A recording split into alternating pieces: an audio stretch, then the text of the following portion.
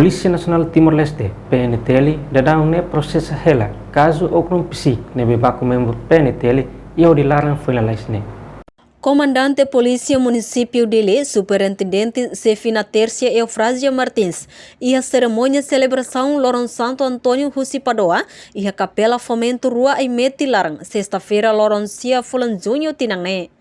Comando Município dele orienta ona equipa, rodilori suspeito bahalo queixa, tamba acontecimento ne, li ona horas, mas Comando Município hatene, no vítima foi hatete sai situação, ne bem enfrenta ba Comando Município. Dadang ne, Comando Município lori ona vítima ba médico, rodi halo atestado médico, no além de ne, vítima mos halo ona queixa no processo crime la ohela, ba iha pessoal ne be comete iha acto crimine.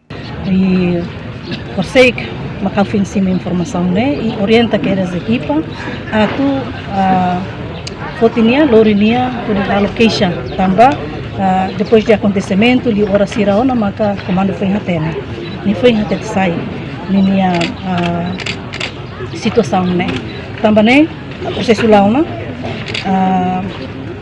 lorinia baia médico halo fotinia atestado médico e halo na queixa nebe processo crime laona baia pessoal né para responsabilizar ni atos crime.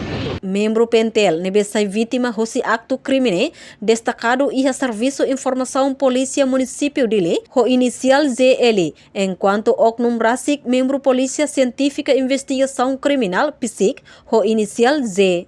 Acontecimento ne acontece iha lorong walo fulan junho tinang ne iha tuku 5 madrugada horas Timor-Leste iha areadores Hotel Hong Kong hudi larang bairro pite posto dong Alesu município dele.